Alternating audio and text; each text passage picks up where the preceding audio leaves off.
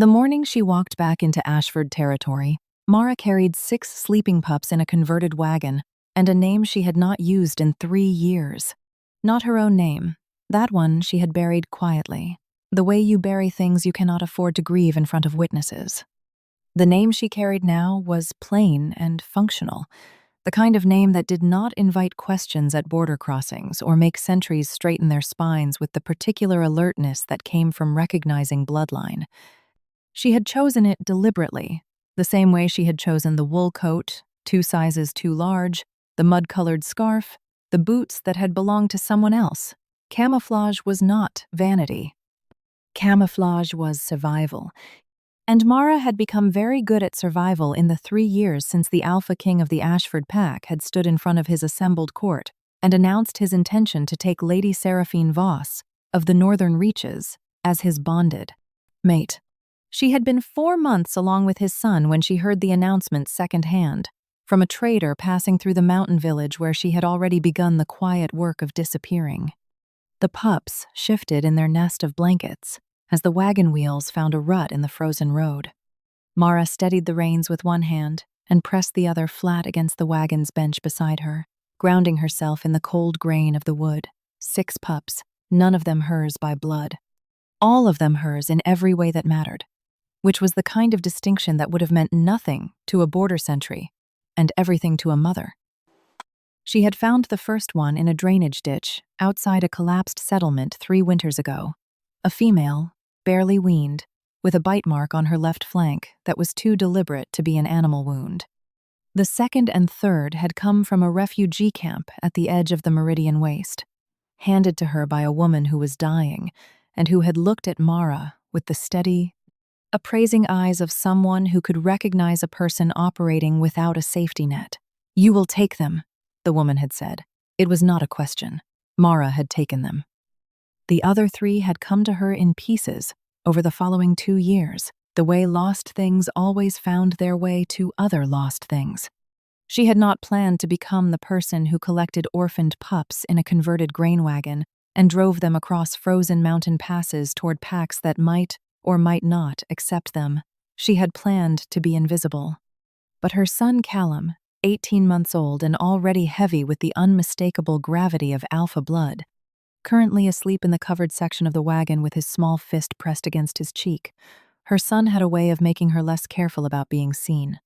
Because Callum's scent had begun to change. She had noticed it 6 weeks ago in the smoky warmth of a way station common room. A passing beta had stopped mid-stride and turned to look at the boy with the particular arrested expression of someone encountering a scent marker they recognized but could not place.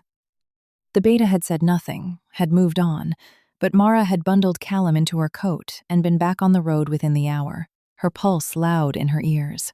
An alpha pup's scent matured in waves. She knew this.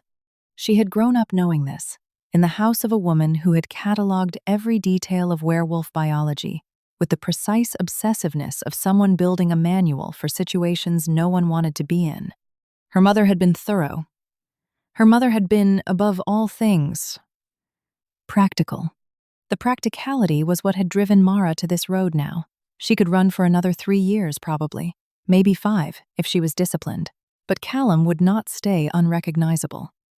His scent was his father's scent, the same cold cedar and deep river stone that had made her lose her careful, sensible mind on a rain-soaked evening 3 years and 9 months ago. And every month that passed would make it more impossible to move through werewolf territory without someone stopping and saying, in that careful, neutral voice, "He smells like the king." She needed somewhere safe. She needed somewhere the pups could stop being cargo and start being children. And she needed, though she had not said this aloud even to herself, to stand in front of Kaelen Ashford one more time, with her spine straight and her chin level, and give him the chance to do the wrong thing while she watched. She had not decided what she would do if he did the wrong thing. She was fairly certain she would figure it out when she got there. The Ashford border crossing was smaller than she remembered. The memory she carried of it was colored by the context in which she had last passed through, dressed for court, with her hair pinned in the style that cost an hour and a careful hand, arriving as a guest of some distinction for the autumn assembly where she had met Kaelen for the first time. The sentry post now was just a sentry post. 2 guards in the dark green oilskins of the border patrol, a log gate that could be lifted by a wheel mechanism, a brazier burning low against the cold. One of the guards stepped forward as she pulled the wagon to a stop. "Name and purpose," he said, not unkindly. "Mara Threnwick," she said, the plain, functional name. "I have 6 pups in need of placement with the Pack Children's Board. I was told Ashford runs an open intake program." The guard looked at the wagon. He was young enough that she did not think he would recognize her, though she kept her face angled slightly downward in the shadow of her scarf out of habit. "Orphaned?" he asked. "All 6, she said. "I have documentation for 4 of them. The other 2 were surrendered informally. I have letters from witnesses." He exchanged a look with his partner. The open intake program was real. She had researched it, had used it as the justification she needed to convince herself this errand was practical, and not the private act of reckless courage she knew it actually was. Ashford had instituted the program 2 years ago. She had heard about it from a traveling healer, and she had filed the information carefully in the part of her mind that kept track of things she might need later. "Pull through," the guard said. "Someone at the main house will process the intake. Straight road north, the big gate with the wolf iron hinges." She pulled through. The road through Ashford territory was lined with birch trees that had shed their leaves and stood in rows like pale witnesses. The sky above them was the low silver gray of a late winter afternoon, the kind of sky that promised nothing, but delivered a particular, austere beauty if you let yourself notice it. Mara let herself notice it. She had learned, in 3 years of movement, to take the incidental beauty of landscapes in passing, because landscapes were free and available, and did not require anything of her afterward. Behind her, one of the pups, the oldest, a boy of about 4 named Wren, who had opinions about everything and was rarely wrong, shifted in the blankets and said, in his sleep, something that sounded like, "Not that one." She almost smiled. The main compound of Ashford territory was not the great house she had visited 3 years ago. She had anticipated that the great house was the ceremonial seat, the formal face, and she had given it wide berth in the route she chose. The compound she was heading for was the administrative center, the working heart of the Pack's logistics and governance, and it was here that the Children's Board maintained its offices. She had planned this with the deliberateness of someone diffusing something. Come in through the working entrance, file the paperwork, hand over 6 sets of documents. Request temporary housing for the duration of the processing period. Keep her head down. What she had not planned for was the scent that reached her through the wagon boards, through the cold air, through the 3 years of careful insulation she had built between herself and everything she had left behind. Cedar, riverstone, and beneath it, something that was less a smell than a pressure, the kind of specific gravity that settled in the chest, like a hand pressed flat against a sternum. She pulled the horse to a stop 50 yards from the compound gate. This was not possible. He was in the great house. He was in council sessions, or reception halls, or in bed with Lady Serphine Voss, who was reportedly beautiful and definitely noble, and who had given Callum Ashford everything Mara Threnwick of no particular bloodline had not been able to provide. He was not standing in the courtyard of the administrative compound in the last light of a winter afternoon. Except that he was. She could see him now, through the bare birch branches that edged the road, a figure in a dark coat, tall, talking to someone with a stack of files. The kind of peripheral administrative conversation that kings conducted when they were functioning correctly and not delegating everything to their stewards. He had always done that, she remembered. He had always been in places kings were not supposed to be, conducting conversations kings were supposed to leave to their subordinates, with an attention to the operational reality of his own territory that she had found, when she first encountered it, unexpectedly disarming. She sat very still. Callum chose that moment to make a sound in the covered section behind her. Not a cry, not even fully awake. Just a small, specific vocalization that healthy 18-month-olds make when they are surfacing toward consciousness.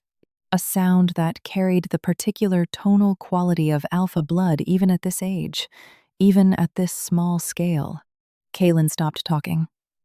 Mara watched him go still in the way she recognized from 3 years of carrying the memory of him with more care than she had intended. The arrested quality of a person who has heard something they cannot immediately explain. He turned, slowly, away from the man with the files, and looked toward the road. He could not see her yet. She was in the shadow of the birch trees, the wagon was unremarkable, and the scarf still covered most of her face. But his gaze moved with the specific, scent-tracking precision of an alpha following something his nose had told him before his eyes had caught up. And she understood that she had approximately 30 seconds before the distance between them closed, to the point where recognition became inevitable. She had 2 choices. She could turn the horse and leave. She still had 50 yards, and the guard at the border crossing had not known her she could be back on the mountain road before anyone had a reason to stop her. Or she could sit here and let the 30 seconds pass. Her hands were steady on the reins. She had expected them to tremble. They did not. She let the 30 seconds pass. He came through the gate in the compound wall with the long-strided, unhurried pace she remembered, the kind of walk that covered ground efficiently without looking like it was trying to.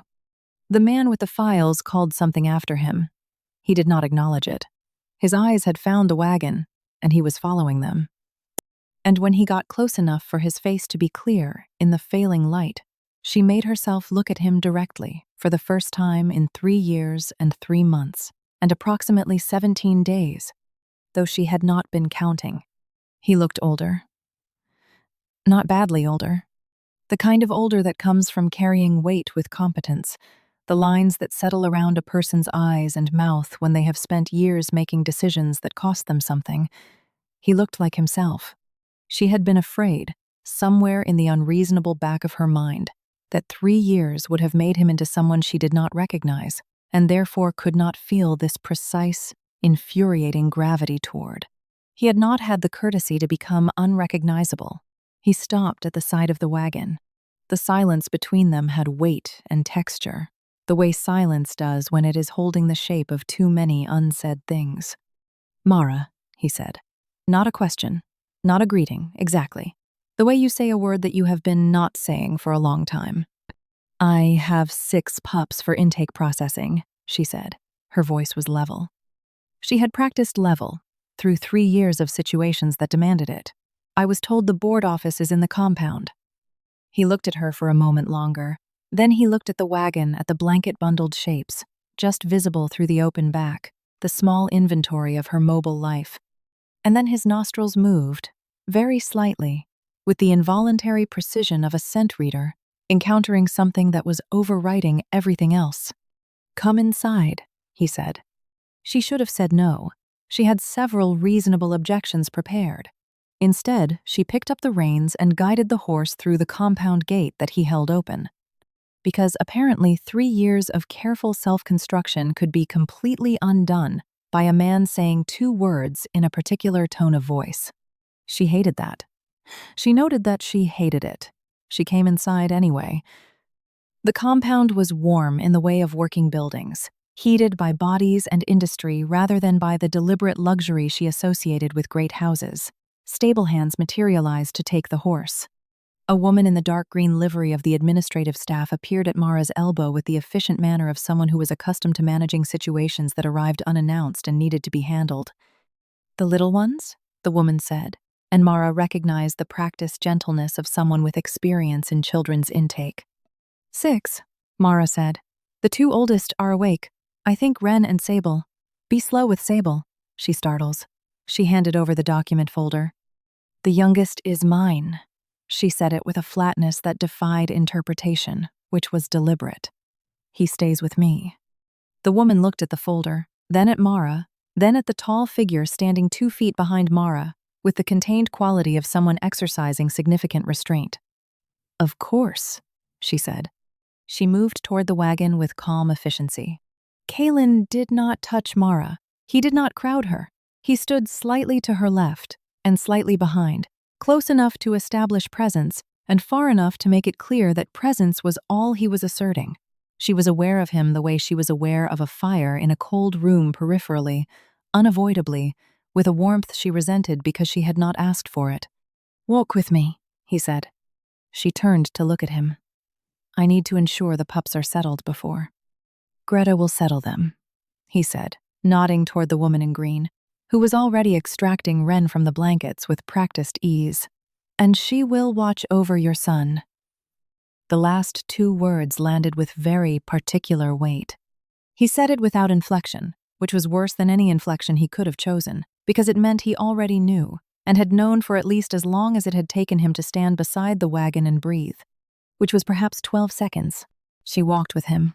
He led her through the compound to a room she understood, from the maps and documents spread across the central table, and the unlit state of the ceremonial fireplace was a working office rather than a reception room.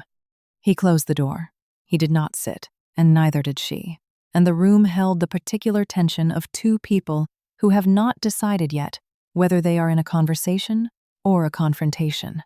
3 years, he said. "And 3 months, she said, before she could stop herself. Something moved across his face. "How long did you know before you left?" 4 months, she said. He closed his eyes. The gesture was brief, controlled, and somehow more devastating than anger would have been, because it was not performed. She had always known, from the beginning, that Callum Ashford was not a man who performed his emotional states. He experienced them with the focused economy of someone who understood that feelings were real and also that they had to be managed. And the combination had always made him difficult to dismiss and impossible to argue with efficiently. "You heard about Lady Serphine," he said. "I heard your announcement," she said. "Secondhand. From a trader in Millhaven." "The announcement was a council directive," he said. She looked at him. "I know what a council directive is." "Mara." "Kaelen." She said his name with the same flat precision he had used on hers. "I am not here to relitigate a decision that was made 3 years ago by forces larger than either of us. I am here because I have 6 children who need placement, and because my son's scent is beginning to mark him in ways that put him in danger on the open road, and because I have run out of the particular variety of stubbornness that was keeping me from coming back." She paused. "That is the complete and unembroidered truth. I thought you should have it." He was quiet for a moment. The compound sounds continued around them. The muffled voices of staff, the creak of the building in the cold wind, the distant sound of a child, not Callum, one of the others. Wren probably asking a question with the insistent repetitiveness of a 4-year-old who had decided an answer was owed. "She is not my mate," he said. "Lady Serphine. We were bonded in ceremony, as the council required. She has her own quarters. She has, as of 8 months ago, a formal request before the council for the dissolution of the bond on grounds of incompatibility of bloodline purpose."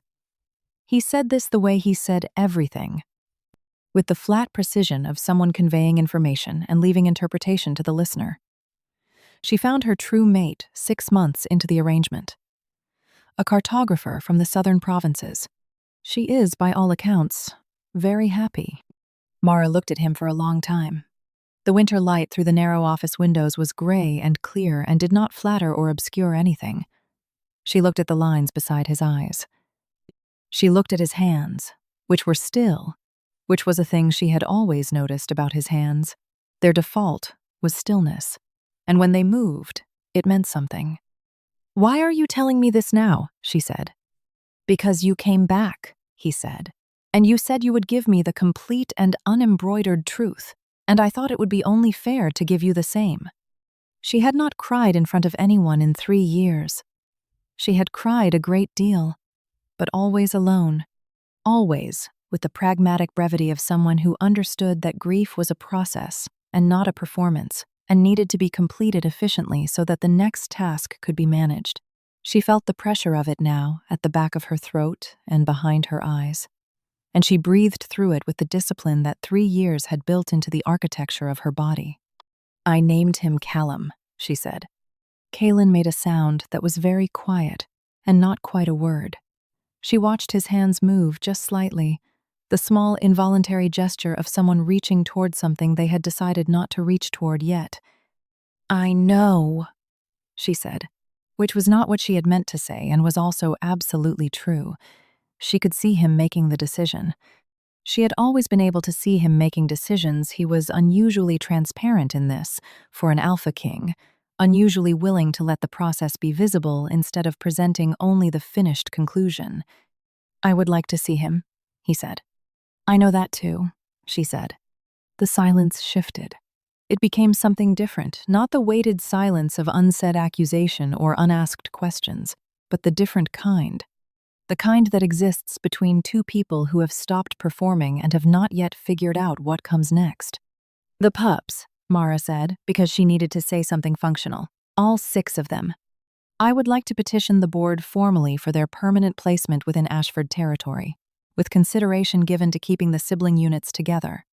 Ren and the girl he calls his sister, they found each other in the refugee camps, and they will not separate easily. Sable and the youngest boy, they have the same nervous quality about loud sounds, and they do better together. The other 2 have been together since I found them, and I don't know if they're blood, but they sleep better touching." She was telling him all of this not because he had asked, but because she needed the ground under her to be practical, needed the conversation to have ballast. He listened. He listened the way she remembered him listening, with the full weight of his attention, the way most powerful people did not listen, because they were already composing their response. "And you?" he said when she stopped. She looked at him. "Where will you be?" he said, with the careful precision of someone walking a bridge they are not certain will hold, while the pups are being placed. She had not made a plan for after. She had not let herself make a plan for after. Because making a plan for after required, assuming there was an after in which she was not simply retreating back through the border crossing with Callum in her arms and the wagon lighter by 6, and her jaw set in the particular way it set. When she had done the thing that needed doing, and now needed to leave before she did the thing she merely wanted to do. "I don't know," she said. The truth again. It kept coming out of her. This was the problem with being in the same room as him. The truth had always found it easier to move through her when he was nearby, as if his specific gravity pulled it upward. He nodded slowly. "There are rooms in the east wing of this compound that are not ceremonial. They are used for extended administrative stays. They are available." He said this with the careful neutrality of a man who was making an offer and refusing to obscure it as anything other than an offer, which was both infuriating and the exact quality about him she had never been able to dismiss. She should say no. She had a list of reasons to say no that began with dignity and moved through self-preservation and ended somewhere in the territory of what does it mean to accept hospitality from a man who signed his name to a council directive that was also, functionally, a rejection, even if the rejection had been coerced, even if the bond had never been real. Even if he was standing in front of her now with his hands still and his face open, and the specific expression of a person who has been waiting for something for a long time and has become very practiced at not showing how much the waiting had cost, she said. 1 week, while the processing clears. He said, "All right." It was not all right. It was the beginning of something that was not going to be resolved in a week, and they both knew it, and neither of them said so. And the compound sounds continued around them in the warm, working way of a place where life was conducted with competence and care. Greta brought Callum to her an hour later, in a room in the east wing that turned out to be warm and adequately furnished, and overlooking a courtyard where someone had left a barrow of winter root vegetables half-sorted, which was the kind of detail Mara found deeply comforting in unfamiliar spaces, the ordinary, ongoing work of the world. Callum was awake and had apparently charmed Greta entirely, which surprised no one who had spent any time with him. He was the kind of child who made strangers feel useful, which Mara privately thought was the most political skill a person could have, and which she suspected he had inherited from his father's side. He reached for her when she came in, and she took him without a word and sat down in the chair by the small fire and held him with the deliberate, physical relief of a person who has been holding something with both hands for 3 years and has been briefly, mercifully permitted to set it down. She did not set it down. She sat with Callum on her lap and her cheek against the top of his head and breathed the warm animal smell of him, which was cedar and riverstone, but also milk and grass, and the specific sweetness of a small body that was entirely itself, entirely new, entirely unafraid. The other pups were settled in adjacent rooms that the East Wing staff, who turned out to be 3 efficient women of various ages, and a young man named Perron, who had the particular skill of making himself invisible at exactly the right moments, had prepared with quiet competence. Mara could hear them through the wall, the soft thumping of small bodies negotiating blankets, Wren's voice asking something that Sable answered in her low, cautious way. She let herself hear them and feel the warmth of the room and be still. She did not see Kaelen again that evening. She understood this as courtesy rather than avoidance. He was leaving her the space to settle, which was the thing she would have asked for if she had been able to ask for anything, which she had not been. Because asking for things was the habit she had been most careful to unlearn in 3 years of managing alone. She slept, eventually, with Callum tucked against her side and the east wing silent around her and the winter pressing its gray weight against the windows, and she did not dream, which felt like a mercy she had not earned. The next morning came in slow, as winter mornings did, the light accumulating rather than arriving. She was awake before Callum, sitting at the small table with her hands around a cup of water from the pitcher Perron had left the night before, running through the inventory of what she had not yet done. The board intake forms, the documentation review, the formal petition for placement. She had the letter of introduction from the healer in the last town and the signed surrender documents from the camp administrator where she had found Wren and his self-appointed sister, and the witness letters from the 2 settlements where she had taken the others in. It was enough paperwork. It was the kind of thorough paperwork that said, without saying it, I am not someone who leaves things to chance. She heard a knock at the door at the 7th hour by the compound clock, and opened it to find not Greta and not Perron, but Kaelen, holding 2 cups of something that steamed and smelled like the particular dark, almost burnt quality of coffee made very strong, which she had mentioned once, 3 years and several lifetimes ago, was the only way she could drink it. She looked at the cups. She looked at him. I didn't ask Greta to tell me, he said. I remembered. He offered one of the cups. She took it. She stood back from the door. He came in. Callum was still sleeping. Kaelen looked at the small blanketed mound on the bed, with an expression she could not name and did not try to, because naming it would have required her to be much steadier than she currently was. They sat at the small table. The room was quiet. The cups were warm. Tell me about finding them, he said. The 6. So she did. She told it with the practical plainness she had used the previous evening, not because she was performing practicality, but because the practical version of the story was the true one, the one that had actually happened to a real person in real weather, in real places. The drainage ditch. The dying woman in the refugee camp. The way the 3rd one had followed her horse for 2 miles before she stopped and turned around and said, in a voice that came out sterner than she intended, all right then. And the pup had come forward with the careful dignity of someone who had known this was going to happen and was being polite about not saying so. Kaelen listened. He held his cup and listened and did not interrupt, and did not ask clarifying questions in the places where people usually asked them, which meant he had understood what she was saying without needing the extra words. This was another thing she had tried to forget about him and had not managed to.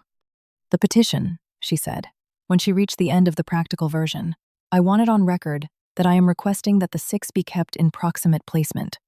Not necessarily the same household. They're different ages and different temperaments, and some of them need different things, but the same territory, within visiting distance. So that whatever family they are each placed with, they can still find each other. That is a reasonable petition, he said. I know it's reasonable. I'm telling you so that if anyone on the board decides it's inconvenient, I have an audience with someone who can override inconvenience. He looked at her steadily. You have that audience. Good, she drank from her cup. The coffee was exactly right. She was furious about that. Mara, he set his cup down. I need to say something and I need you to let me finish it without interrupting, because I have been working out how to say it for approximately 18 hours, and I will lose the thread if you stop me. She looked at him. Go ahead. I knew, he said, that the council directive was wrong. I knew it at the time. I signed it because I had been king for 2 years, and I had not yet learned where the line was between what I could hold and what would hold me. And the council had been managing that uncertainty for long enough that I had let the management become habit without fully understanding what it was costing. He paused. He was watching her face, but not in the way that waited for a reaction, in the way that was simply present with what it was saying. When you left, I looked for you. Not through official channels, because that would have made it a political matter, and it was not a political matter, but through every informal route I had, which turned out to be considerably fewer than I had believed. I did not find you. I understood that was because you did not want to be found, and I respected it, but I want you to know that the absence of a search was not the absence of a search. She had been going to stay quiet. She had promised not to interrupt. The announcement, he said. About Lady Serphine, I am not telling you it was not what it looked like, because it was, partly. The council had sufficient leverage to make the directive binding. But I want to be honest with you about the part that was mine, which was that I did not fight hard enough in the months before it reached a directive, because I had not yet understood how much there was to fight for. He stopped. He looked at his hands on the table. I understand it now. The morning light came through the windows with the slow accumulation of a winter day deciding to commit to itself. Mara sat with her cup in her hands, and the warmth of it, and the weight of everything in the room, and looked at the man across the table, who had been in the part of her chest she thought of as the not-accessible archive for 3 years, and who was now sitting 4 feet away telling her the truth with the same open, unperformed quality that had always made it impossible to simply be angry at him without also feeling something considerably more complicated. You should meet him, she said. Callum. When he wakes up. Kaelen made a sound that was, for the first time in the conversation, not entirely controlled, very quiet, very brief. Yes, he said. They were quiet then. Not the weighted silence of the previous day, but the other kind. The kind that was resting.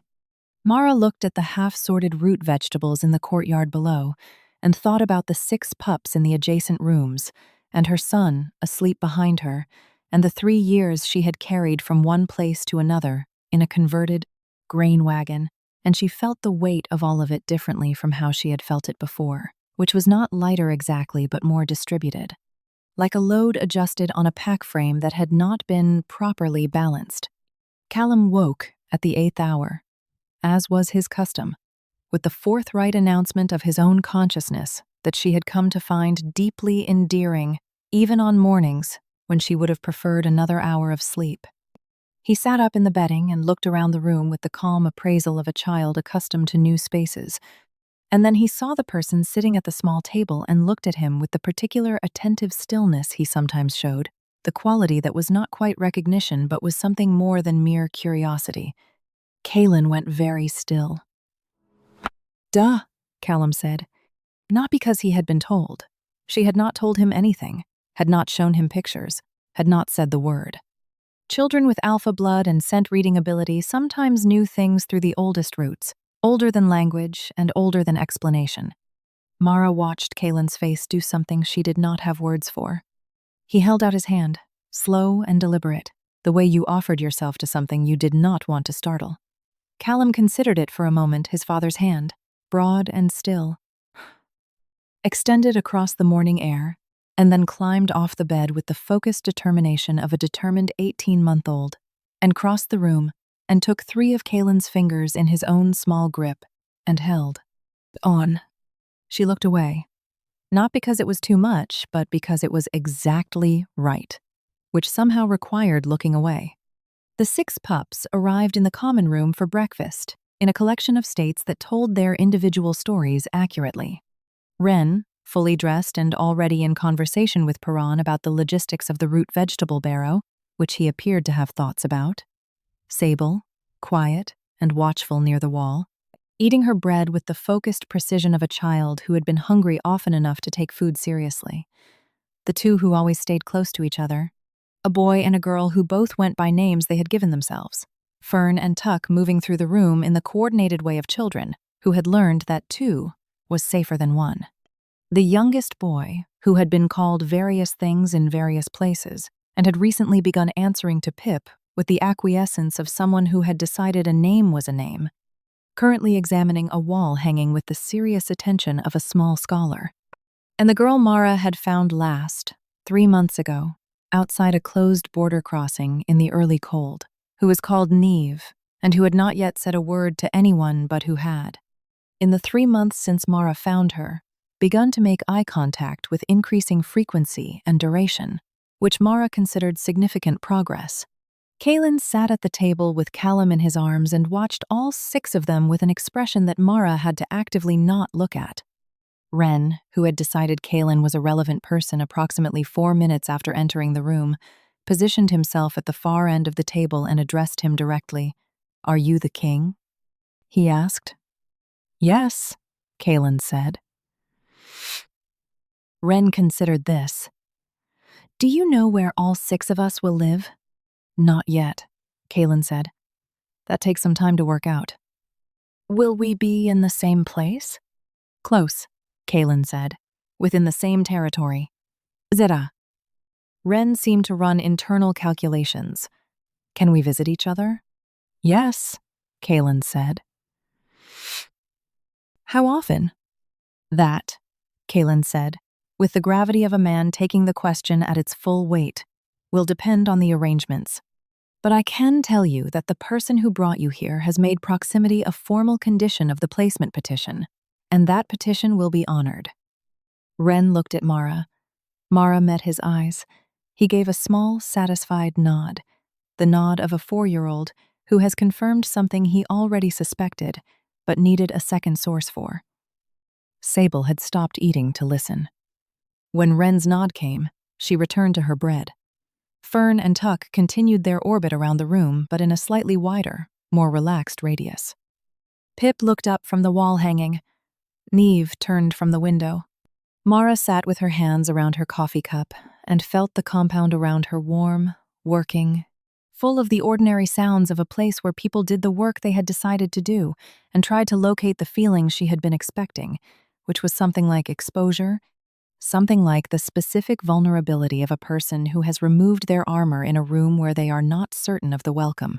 It was not there. What was there instead was harder to name and less comfortable, and also, she suspected, considerably more real.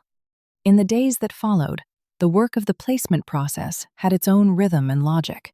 The board administrator, a precise woman named Counselor Dresch, with steel-gray hair and an encyclopedic knowledge of every family in Ashford territory who had expressed interest in adoption or fostering, arrived on the second morning with her own folder of documents and the brisk manner of someone who took the work seriously and expected the same from everyone around her. Mara spent 2 days in the board office, going through documents and family profiles with the thoroughness she had brought to everything in the past 3 years. She asked questions about stability, about temperament, about history with difficult children, about proximity to the adjacent placements. Counselor Dresch answered everything with the unflinching honesty of someone who had been placed in a position of trust and took that placement literally. And by the end of the second day, they had reached the point of mutual respect that was faster than usual, but not surprising, given that both of them were operating from the same fundamental principle, which was that the children's needs were the primary fact. Wren and his self-appointed sister were placed with a family in the compound village 3 miles east, a broad, good-humored couple with 3 older children who ran a working mill, and who had apparently been waiting for years for someone to tell them they could take in more children because they had plenty of room and the instinct for it. Counselor Dresch had them in the room with Wren within 4 hours of the profile review, and the matching was immediate and mutual, and visible to everyone present in the way that the right things are sometimes visible. Sable's placement took longer.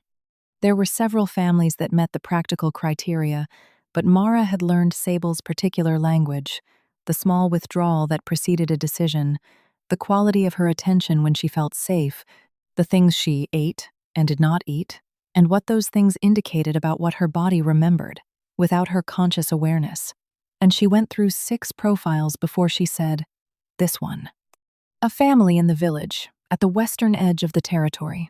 Quiet, with no other children, with a woman who worked with injured animals and a man who was a teacher of young children with learning differences.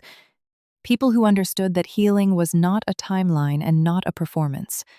The placement process for Sable took 4 days, and on the day it was confirmed, she sat beside Mara in the board office and put her small hand very briefly on top of Mara's hand, and then removed it and did not look at her, which Mara understood was the highest expression of trust Sable currently had available. She had to leave the room for a moment after that. Fern and Tuck went together, as she had known they must, to a large household in the central village, with 6 other children in various stages of fostering and adoption, noisy, warm, chaotic, managed by a woman who seemed to run entirely on practical love and an excellent sense of humor, and who, when she met Fern and Tuck, opened her arms with the unself-conscious expansiveness of someone who had never learned to be small with her welcome. Tuck walked straight into the embrace. Fern watched for 3 seconds, decided, and followed. Pip and Neve were the last, and they were also the case that kept Mara up past midnight for 2 nights running. Not because the children were difficult, but because she could see what they needed so clearly, and was not sure she had the right to ask for it. What Pip and Neve needed, she could see it in how they moved through the compound, how they had begun to track Callum, how Neve had started to make eye contact, not just with Mara, but with Kaelen and with the East Wing staff, was not placement in a separate household. What Pip and Neve needed was to stay where they were. She brought this to the board meeting on the 5th day, with the directness that had stopped being frightening somewhere around the 4th day, when she had noticed that Councillor Dresch preferred it. "The 2 youngest," she said, "need primary placement within this compound or adjacent to it. They have formed attachments in the past 5 days that I believe are functional and necessary. And moving them to a household outside that attachment network at this stage would set back both of them by months at minimum." She paused. "I am aware that this is a more complicated request." Councillor Dresch looked at her. Then she looked at the doorway, where Kaelen was standing with Callum on his hip, which had become, over the 5 days, the arrangement that Callum preferred in the mornings, to a degree that no one present was going to comment on because it was not the kind of thing that needed commenting on. "It is a complicated request," Dresch agreed. "However, it is not without precedent." She made a notation. "The East Wing staff is adequate to support 2 additional young children. The practical question is the nature of the household." She looked at Mara with the precision of a woman who knew exactly what she was asking. "Is the household a permanent arrangement?" The room was very quiet. Mara was looking at her folder of documents. She was aware of Kaelen not moving in the doorway. "That," she said carefully, "is still under discussion." Dresch made another notation. "I'll note the placement as provisional pending confirmation of household structure. 30 days for the formal review." 30 days, Mara agreed. She did not look at the doorway when she left the board office, but she could hear, behind her, Callum saying something with the confident unintelligibility of a child who had opinions about the world and was working on making them transmissible. And she could hear Kaelen's low response, the specific tone that she had come to recognize as the tone he used only with the child, different from the king's voice and the administrator's voice, and the careful voice he used with her, warmer and less managed. And she walked through the compound corridor with the winter light coming through the narrow windows and felt the 30 days sitting in her chest like a countdown to something she had not yet decided. They found her that evening in the courtyard, the one with the half-sorted root vegetables that someone had finally finished sorting and stacked against the east wall. Kaelen and Callum, the latter engaged in a proprietary examination of the stacked roots, the former leaning against the courtyard wall with his arms folded in the way she recognized as his informal posture. The posture that meant he was not being the king at present. She stood in the courtyard entrance with her hands in her coat pockets and the cold air doing what cold air does, and looked at the two of them for a moment, before either of them noticed. She was there. Callum noticed first. He held up a turnip toward her with both hands, and the expression of someone presenting valuable evidence. "Yes," she said, crossing toward them. "I see it." Kaelen watched her come. He did not move from the wall. 30 days, he said. 30 days, she agreed. Mara. He said it the way he had said it the first time. 3 days ago beside the wagon, but different now, closer to something. She looked at him across the courtyard, with the turnip between them and the cold and the winter, and the 6 placements mostly settled. And Callum's small, warm weight shifting from the roof tiles to her mind and back. "I need to tell you something," she said, "that I could not have said when I arrived, because I did not have enough ground under me yet to say it without it sounding like something it isn't." He waited. "I came back for the pups," she said. "That is entirely true. I also came back because I had been running, specifically, from the fact that I wanted to come back. And at a certain point, running from a specific thing uses more energy than simply stopping and facing it." She kept her eyes on his. "I am facing it. I do not know what it means yet, in practical terms. But I am not leaving at the end of the 30 days without having been honest with you about it first." He unfolded his arms.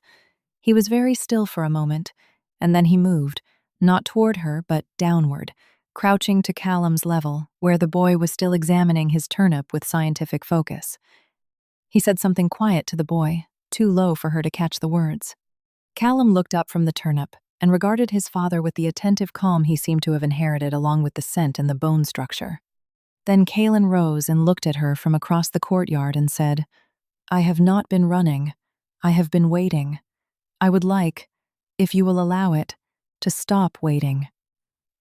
The turnip landed on the courtyard stone with a hollow sound as Callum dropped it in favor of something more interesting near the wall base. Neither Mara nor Kaelen looked at it. She said, "I think I can allow that." The winter did not break immediately after that, as winters rarely do, on account of someone's personal resolution. It continued to press its gray weight against the windows of the east wing and deposit frost on the courtyard stones every morning, and make the horse unhappy every time someone tried to take it out for exercise before midday. The ordinary cold of a season finishing its business. But within the compound, through the 30 days that Councillor Dresch had marked in her ledger, and that Mara measured in a different way, the kind of warmth that is generated by people doing the daily work of being honest with each other accumulated in the way that warmth does, not dramatically, not in a single moment of resolution. In the practical, incremental way of a fire built correctly, with the good wood, with the adequate air. She met with the board twice more in the 30 days, updating Sable's placement report and confirming the Western family's continued suitability as the weeks brought new information.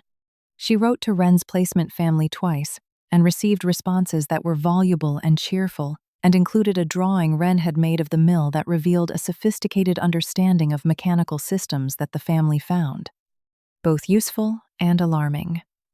She sent Fern and Tuck a package of things she had been carrying for them in the wagon, a small carved bird that Fern had found somewhere, and returned to the nest in the wagon repeatedly, until Mara understood it was important, and a section of rope Tuck had been using as a comfort object since before Mara found him, the kind of rope that looked like nothing and meant everything. She received, from Neve, through Perron, a drawing, a figure in a mud-colored coat on a wagon, with 6 small figures around it, and 1 large figure standing to the left, slightly behind, close enough to establish presence, and far enough to make it clear that presence was all it was asserting. Mara looked at this drawing for a long time and then folded it very carefully and put it in the document folder, between the formal petition and the witness letters, where the important papers were kept. On the 22nd day, Kaelen asked her formally, which was to say, in front of 2 witnesses and Councillor Dresch, in the board office, with the language of pack acknowledgement that was older than the king's title, and more binding than a council directive to remain in Ashford territory as a permanent resident, with full pack rights. He did not ask her to be his mate. That was not what was being offered in that moment, and they both understood that some things were sequenced, that the foundation had to be set before the structure, that she had to have ground under her that was hers before she could choose to share it. She said yes. Dresch noted it in the ledger. The two witnesses signed.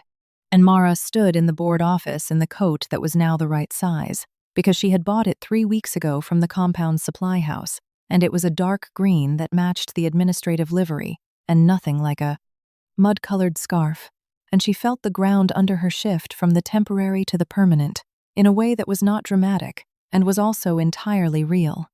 Pip, that evening, climbed into her lap for the first time unprompted, and fell asleep there, with the unself-conscious totality of a small person who has decided that a place is safe. She sat very still and let him sleep, and looked out the east wing window at the courtyard where the frost was already forming on the stacked roots, and thought about nothing that required managing. Neve spoke for the first time on the 28th day. She said Mara's name. Just that. In the voice of a child who has been practicing a word privately until it is exactly right, and then says it at the precise moment it is needed. By the time the winter broke, not in a single day, but in the way of northern winters, intermittently and with a great deal of negotiation, the light shifting incrementally towards something that could eventually be called spring, the east wing of the administrative compound had acquired the specific lived-in quality of a place where children existed. Small shoes by the door. A cup with Callum's name written on it in Wren's handwriting from a visit. A section of rope coiled neatly on a shelf that was Tuck's spare and would be collected next time.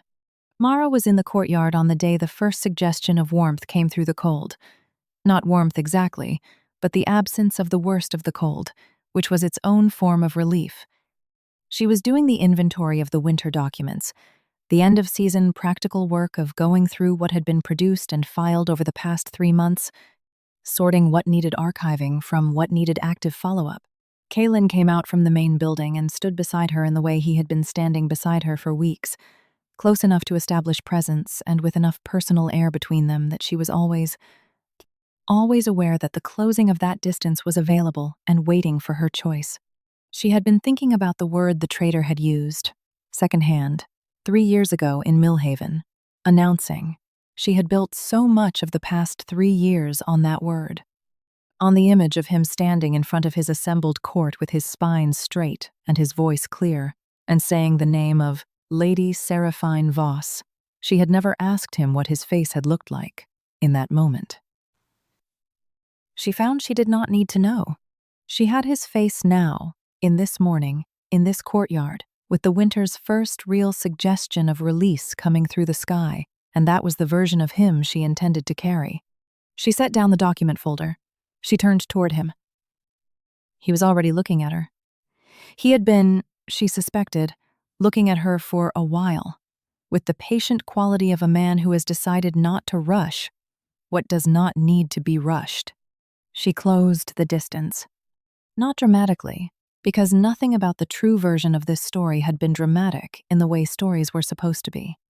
It was a step, and then another step, and then she was near enough that the cedar and riverstone, that was his specific, infuriating, entirely recognizable scent was no longer something she was managing from the edges of rooms, but simply the air she was standing in. And she looked at him with the directness she had been building back toward for 3 years and said, "I think I have finished waiting too." He lifted one hand, slow, deliberate, the way he had extended his hand to Callum on the first morning, offering rather than taking. He set it against her jaw, and she felt the warmth of it through the cold morning air. And she stayed where she was. "Then we're done waiting," he said. In the village 3 miles east, Wren was explaining the mechanics of a water wheel to a family who loved him.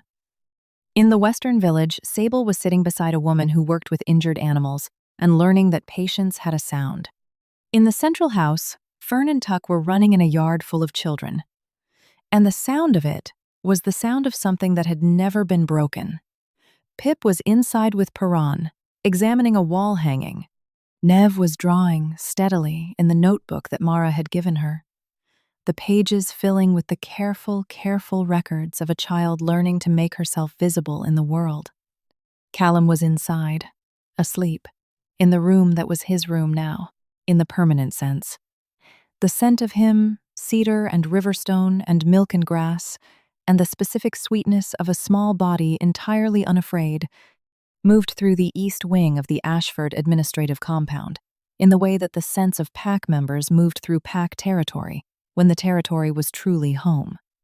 Outside, in the courtyard where the winter's first real light was arriving at last, making the stacked roots and the frost-rimed stones, and the two people standing in the ordinary miracle of a kept promise, glow with the specific, austere, entirely sufficient beauty of a northern morning deciding it was ready to be spring, Mara Threnwick stood in ground that was hers and let herself be found.